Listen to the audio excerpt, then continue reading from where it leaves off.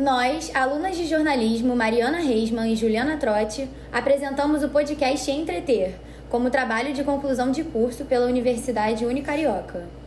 Nesse primeiro episódio, vamos comparar o infotenimento com o jornalismo tradicional, falar um pouco sobre a credibilidade do entretenimento como editoria jornalística e aprofundar assuntos como a diferença entre interesse público e do público, além de separar o que é sensacionalismo e o que é notícia light. Mas então, para começar, você sabe o que é o infotenimento e como ele surgiu? Não? Então vem com a gente descobrir. Podcast Entreter. Trabalho de conclusão de curso. Jornalismo Unicarioca. O termo infotenimento começou a ser usado no final dos anos 90 por acadêmicos e profissionais da área, significando a junção de informação com entretenimento. Desde os primórdios, o jornalismo tem o papel de desalienar o povo, informar sobre acontecimentos importantes e ações governamentais, sempre de maneira imparcial, obviamente. Por outro lado, o entretenimento é visto como uma forma de lazer e descanso, ocupando um lugar diferente no cotidiano da população, sendo julgado como um subproduto. A radialista Ana Paula Portuguesa, que já circulou por diversos veículos como TV Record, Sistema Globo de Rádio, Rádio Manchete FM e atualmente está na Rádio Tupi, explicou em entrevista para o nosso podcast um pouquinho sobre essa junção que é chamada de infotenimento. Bom, o que acontece? Hoje em dia, essa palavra, aliás, é uma palavra nova, né? Infotenimento, que é a informação com entretenimento, que é o que está cada vez mais presente no nosso jornalismo e no nosso meio, né? E no nosso dia a dia. Até quem não trabalha com isso acaba se informando dessa forma, né? Você recebe uma informação, mas não é só a informação. Muitas vezes, a forma como essa informação chega acaba sendo recebida de um jeito melhor. Eu lembro da época que os telejornais na televisão era tudo muito carrancudo, todo mundo muito sério. Você tinha que ler um TP, tinha que ler aquele texto na sua frente sem sair, sem colocar nenhum caco, colocar sua opinião de jeito nenhum e tal. Hoje em dia isso está muito mudado, justamente por essa questão do novo jornalismo, né? A nova forma de comunicar e que acaba juntando a informação com o entretenimento, com tudo isso. Eu acho que hoje em dia as principais diferenças são justamente essa coisa de você poder ser uma pessoa mais solta, mais à vontade. Você não precisa ficar preso ao papel. Você tem aquele papel na sua frente, ou o TP na sua frente, para te dar um norte, assim, o que você vai falar, o que você vai comunicar. Eu acho que é isso, acho que a gente não é mais tão só a notícia. É a notícia, mas com algo mais. E esse algo mais que acaba caindo no entretenimento, acaba tendo um atrativo a mais para que a pessoa consiga ler, se informar e se interessar pelo que a gente está noticiando, viu? Acho que é isso. Ainda existe um certo receio quando se fala nessa junção. O jornalismo tradicional acaba recebendo mais credibilidade pela seriedade na transmissão das notícias. O que muitos não entendem é que ter um pouco mais de leveza e descontração não anula a veracidade do conteúdo transmitido. Hoje em dia não, assumem. Não, o fofoqueiro não é uma coisa do mal. A gente pode ser uma jornalista especializada no entretenimento. E aí vira o quê? Uma fofoqueira, não tem problema algum nisso. E hoje em dia a gente tem vários profissionais que são especializados nisso, né? Claro que uns com jeitinho assim mais de, não, eu não sou, não querem ser chamados disso, chamados daquilo, mas eu acho que tá bem diferente. Apesar de ainda não sentir que nos meios, nos veículos de comunicação, eu acho que ainda tem muita gente que exclui um pouco essa questão do entretenimento. Deixa pra lá. Mas é muito necessário em todos os veículos de comunicação. Tanto que se você for ver, todos os programas que você pensar, todos os de rádio, televisão e tal, tem lá o seu cantinho do entretenimento.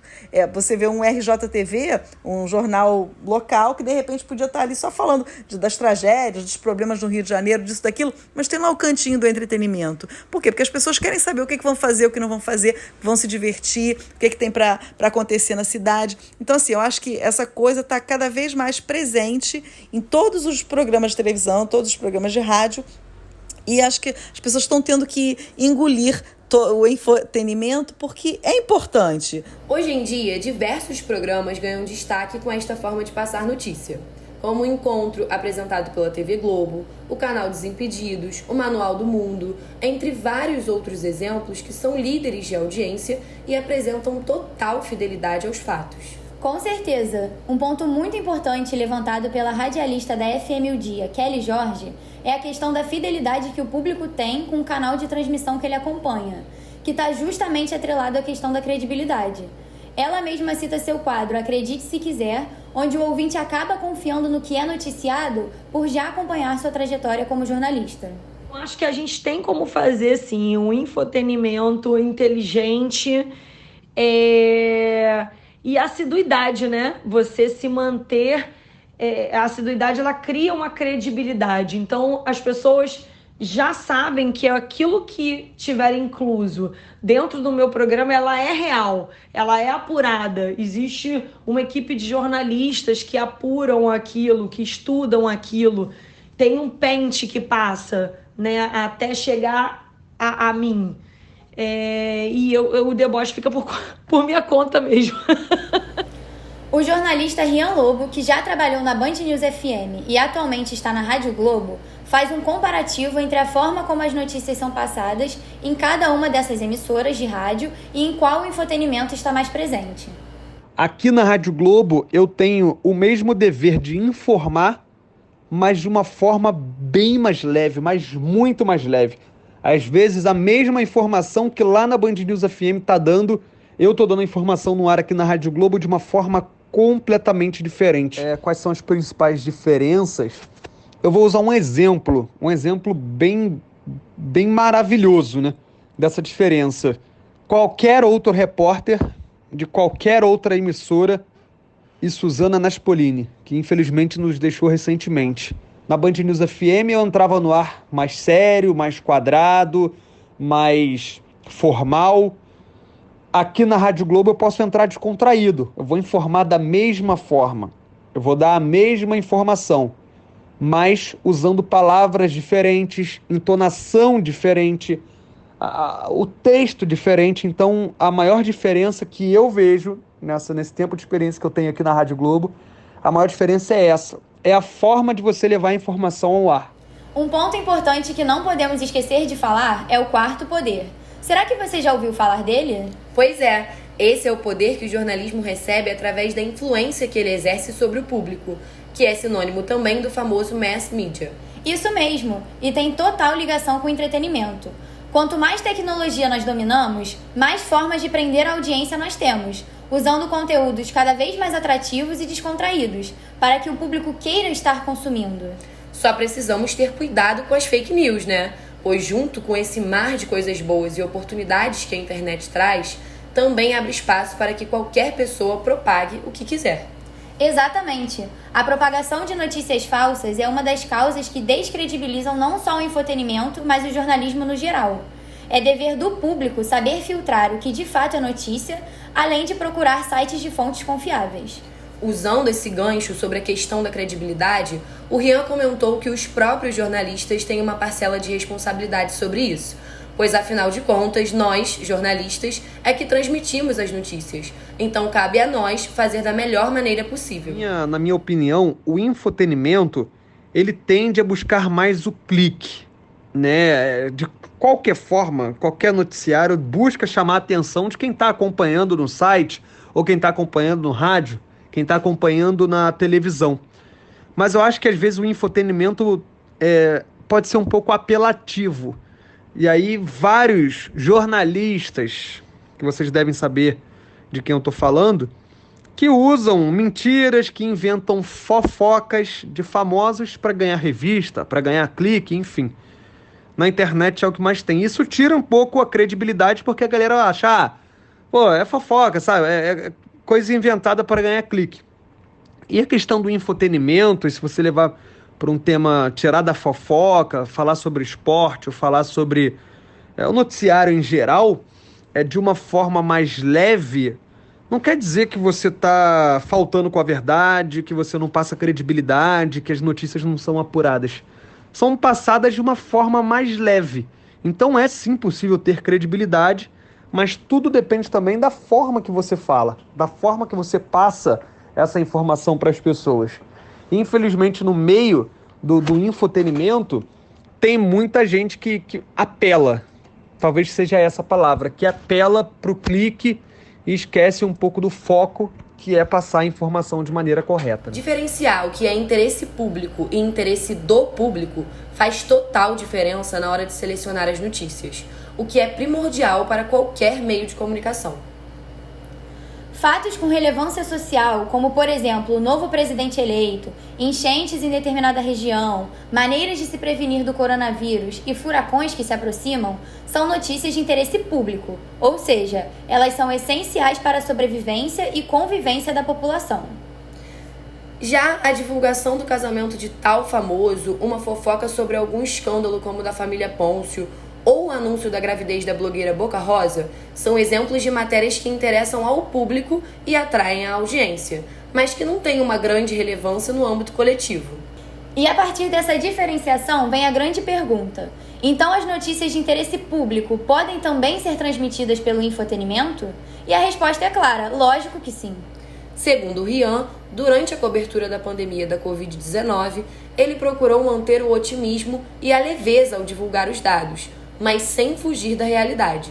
E agora, o infotenimento serve como um respiro após esses últimos anos de sofrimento. E tudo parte da forma que você informa, como você passa a informação para o ouvinte, para o telespectador. Isso faz também com que ele receba a informação de uma forma diferente, de uma forma mais leve também, da forma que a informação foi transmitida para ele. Eu, aqui na Rádio Globo, tento sempre manter o lado do otimismo, sempre o lado da positividade, né? Falo que as coisas estão melhorando, graças a Deus, por causa das vacinas, do uso de máscara também. Eu não fico focando, sabe, me aprofundando muito em causas, em coisas que as pessoas estão acostumadas e de saco cheio de ouvir e tal. Então eu tento sempre dar a informação de uma forma realmente mais leve. E como que a gente faz isso? Tentando pegar pelo lado mais positivo, incentivando a resolver a situação. Ao invés de ficar martelando ali que a pandemia está acontecendo, que os números estão voltando, a gente sempre tenta dar uma solução. Falar, galera, os números estão voltando, mas olha só, depende da gente, vamos lá, tá tudo no nosso comando, a gente toma vacina, a vacina tá aí, a máscara, enfim, as autoridades sanitárias estão recomendando novamente, as faculdades estão voltando a usar. A gente tenta sempre dar pelo lado do incentivo, porque se a gente ficar toda hora martelando nessa história que a pandemia está voltando e dar as especificações da subvariante, que ela é mais, entendeu? É meio complicado, as pessoas já estão esgotadas de tanto ouvir isso. Então, se a gente tenta incentivar, obviamente que a gente vai falar que os números estão crescendo, que tem uma subvariante que está circulando já na cidade, no nosso estado, para alertar as pessoas, e a gente já vira a chave para incentivar, para vir pelo lado positivo. Ó, galera, vamos lá, a vacina está disponível, ó, a prefeitura disponibilizou a 5ª dose. Então a gente sempre tenta levar para esse lado como a gente pode resolver isso, como a gente pode ajudar a resolver essa situação. E não só ficar martelando que a pandemia está aí, que se não tomar vacina vai morrer, entendeu? É a forma de informar. Eu vejo como um respiro, sim, principalmente as pessoas que estão vindo aí de pandemia, como todos nós, 2 anos e meio só ouvindo disso, só ouvindo de coisa ruim. Acho que as pessoas buscam mesmo esse respiro, informações sobre outras coisas e mais leves, né? Eu acho que o infotenimento está muito por aí e está cada vez mais presente aqui na Rádio Globo. É o método que a empresa encontrou de manter a tradição do jornalismo, mas de uma forma completamente moderna, vamos dizer assim. Ainda seguindo essa linha de pensamento de diferenciação de notícias, temos as notícias light, onde o infotenimento é muito presente, e o sensacionalismo, que nem sempre é ruim, mas na maioria das vezes esse termo é utilizado de forma pejorativa pelos veículos de comunicação. Desde as publicações europeias do século XVIII até os dias atuais, o sensacionalismo é usado por jornais para atrair o público e aumentar a audiência. São usadas palavras chamativas com grande impacto e que aguçam a curiosidade, mas muitas vezes acabam perdendo a imparcialidade e a realidade dos fatos. Sim, a Ana Paula, inclusive, que já trabalhou no Balanço Geral, disse que o sensacionalismo está bastante presente e que, por incrível que pareça, as pessoas gostam disso. Muito presente, cada vez mais presente nas transmissões das notícias. eu trabalhei num programa que é chamado de sensacionalista, né? O Balanço Geral na Record é chamado de sensacionalista. Mas o que acontece? Eu, por exemplo, quando eu cheguei lá, eu achava meio estranho falar, ai meu Deus, vão ficar mostrando tanta tragédia, tanta coisa triste e tal, por que isso? Só que as pessoas gostam de ver, sabe? Acaba repercutindo muito bem na audiência. Então, eu não consigo ainda entender. Se eu falar para você que eu entendo como as pessoas querem ver isso, eu não entendo, mas as pessoas querem. Então, quer dizer, essa coisa do sensacionalismo, de você mostrar muito as tragédias e tal, não sei o quê, acaba sendo bem visto pelas pessoas. Elas querem ver o que está acontecendo. Em contrapartida, as narrativas mais simples e de fácil compreensão, que despertam o interesse e a imaginação do público, ocupando também o seu espaço livre, mas sem perder o viés informativo, são chamadas de notícias light. Este método aparece constantemente de forma implícita nos jornais, porém pode aparecer também explicitamente, no caso de revistas especializadas em celebridades e blogs sobre o estilo de vida, que visam apenas descontrair o leitor. Um exemplo claro é a matéria do portal G1, abre aspas, Dória leva Adriane Galisteu vestida de gari em ação na zona oeste de São Paulo, fecha aspas. Ela aborda assuntos ligados à Prefeitura de São Paulo, mas dá enfoque para a apresentadora, o que atrai o leitor e o informa ao mesmo tempo. Para ilustrar o infotenimento e demonstrar a contradição com os jornais tradicionais, temos os jornais Extra e O Dia, líderes de vendas no país e ganhadores de prêmios por reportagens relevantes jornalisticamente e socialmente, mas não são considerados modelos de referência e ainda taxados como sensacionalistas ou de baixo nível. Então, resumindo, essa nova forma de fazer jornalismo, além de ser mais atrativa e conquistar um maior público, também viabiliza economicamente a imprensa. Assim, até que ponto os demais canais jornalísticos tradicionais podem perder o seu espaço na mídia e, caso isso de fato aconteça, o quanto pode impactar na influência destes em descredibilizar o infotenimento? Fica aí o questionamento. Mas isso é tema para outro podcast, galera. Podcast Entreter. Estamos de volta com o segundo episódio do nosso querido podcast Entreter.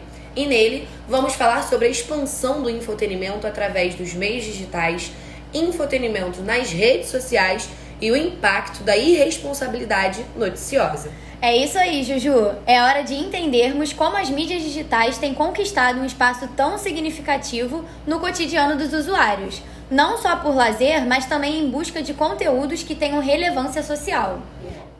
Podcast Entreter. Trabalho de conclusão de curso. Jornalismo Unicarioca. Voltando um pouquinho à fita, a revolução tecnológica trouxe uma aproximação dos receptores com os canais de transmissão de informação através da internet. E o jornalismo, claro, não ficou para trás e usou este meio para expandir e aumentar sua audiência. Até porque a internet nos oferece conhecimento em velocidade e lazer também, o que fez com que o infotenimento no webjornalismo começasse a crescer e aparecer com uma maior frequência. Podemos, inclusive, citar como exemplo o portal G1, o G-Show, o Globoplay, Globo Esporte e até mesmo o jornal O Globo, que não necessariamente precisa ser adquirido manualmente. Boa, Mari! Nessa mesma linha de raciocínio também temos o R7, onde tem abas que distinguem a área de hard news das notícias de puro entretenimento. E até mesmo as próprias transmissoras de rádio, que antes tinham um certo medo de perder a audiência por causa da internet, hoje usufruem super dela. A radialista Ana Paula Portuguesa, que participou também do nosso primeiro podcast, deu sua opinião sobre o impacto do infotenimento na audiência se comparado ao jornalismo tradicional. Eu acho que o entretenimento ajuda muito os programas que, de repente, têm um outro perfil e a terem uma audiência muito boa. O jornalismo tradicional, quando você acaba tendo umas coisas mais assim, voltadas para o entretenimento, no meu caso para fofoca e tal, acaba ajudando muito na audiência, pelo menos eu via isso no programa que eu trabalhava. Hoje em dia a audiência está diferente e tal, acho que mudou bastante, mas na minha época eu lembro que a gente conseguia ficar em primeiro lugar.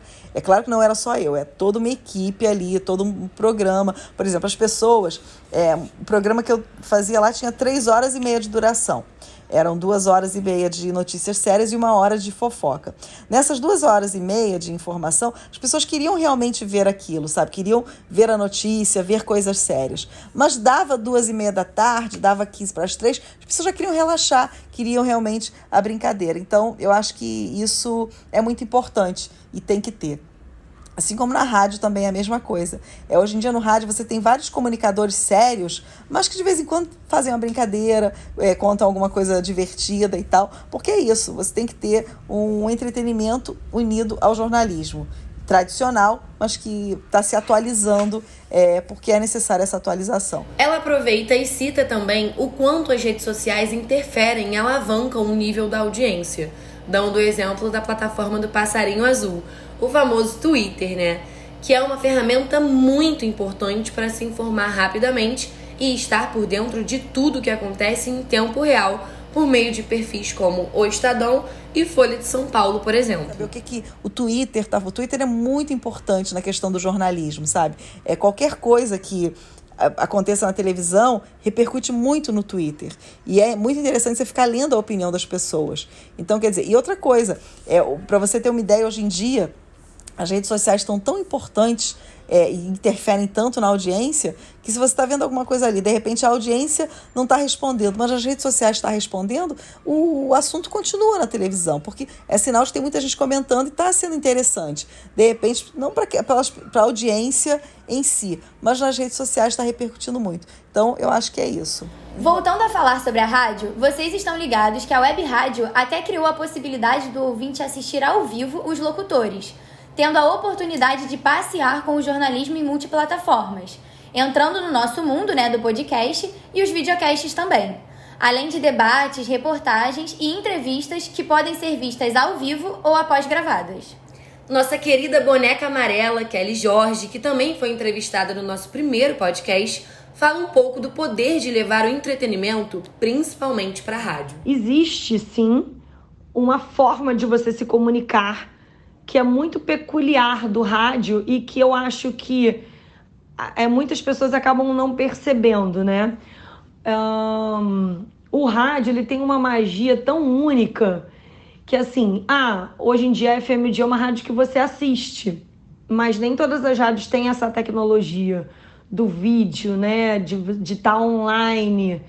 E muitas pessoas estão dirigindo ou estão escutando daquele radinho de pilha ali antigo ou anfã. E o rádio, ele tem essa magia do imaginário, né? De você imaginar como é a pessoa que está falando.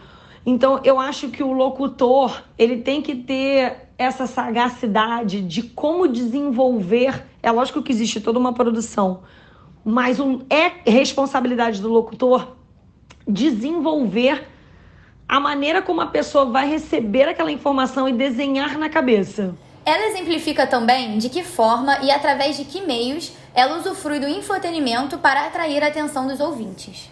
A entonação que você dá, eu sou uma pessoa que eu gosto de trabalhar com vinhetas, né, que são os áudios. Eu mesma faço a minha própria sonoplastia. Geralmente, locutores trabalham em rádios, né, eu percebo em outras rádios, tem um sonoplasta, tem um técnico de áudio. Eu mesma gosto de operar a minha mesa, eu gosto de ter o controle do que eu tô falando e poder desenhar isso da maneira como eu vou imaginando, né? Porque eu tenho um script que eu fiz um acordo, vamos falar assim, com a minha produção, de fazer tópicos. Eu não gosto que escreva o que eu vou falar, eu gosto mesmo de lidar com improviso. Pra mim, assim, é saboroso, é prazeroso, saca? Eu preciso dessa adrenalina do não saber muito bem como vai ser feito, mas deixar para ser feito na hora. Então, assim, eu acho que as principais, assim, diferenças da comunicação, né, de como vai ler, das formas de levar a informação, que é a grande pergunta, é o meio de comunicação que você vai trabalhar, é você entender quem é o teu público-alvo, é você olhar e falar, cara, a pessoa, como ela vai entender? É você se colocar no lugar de quem vai te escutar, de quem vai prestar atenção no que você vai falar. Além disso, tem a maneira também de você laçar a pessoa, laçar a atenção da pessoa que vai te ouvir, saca? Eu acho que o ouvinte, ele muitas vezes, ele não é laçado pela informação, mas o jeito como você fala faz com que a pessoa pare aquele momento e, peraí, deixa eu prestar atenção nisso. E sem infotenimento, meu povo, realmente é necessário usar algumas táticas para prender o público. Não tem jeito. Então, sabemos que o infotenimento tem seus lados positivos e negativos, e com isso é colocado em pauta uma série de questões. Mas uma coisa é certa, a leveza, o bom humor e a naturalidade com que as notícias são passadas fazem com que o mundo do jornalismo se torne mais atrativo e que, em meio a tantos problemas, essa forma de informar seja um respiro, tanto para quem transmite quanto para quem consome o conteúdo. Para Kelly, o infotenimento pode e deve ser implementado em todos os meios de comunicação. E o infotenimento, ele promove uma leveza à coisa. É lógico que cada pessoa tem a maneira de se comunicar e nem em todas as situações cabem. Quer dizer, no meu caso eu faço questão, né? Mas eu acho que eu prefiro ir pelo lado da leveza. Eu costumo dizer que eu tenho o meu humor cítrico, por exemplo. Então, mesmo em notas muito severas, né? Quando eu digo severas relacionadas à importância daquilo para a sociedade, que não dá para você brincar com aquilo, eu tento, de alguma forma, colocar uma leveza, uma vinheta, um sorriso, uma palavra de conforto com um sorriso. Porque tudo é tão difícil, né? Tudo é tão duro. Você abre hoje o jornal.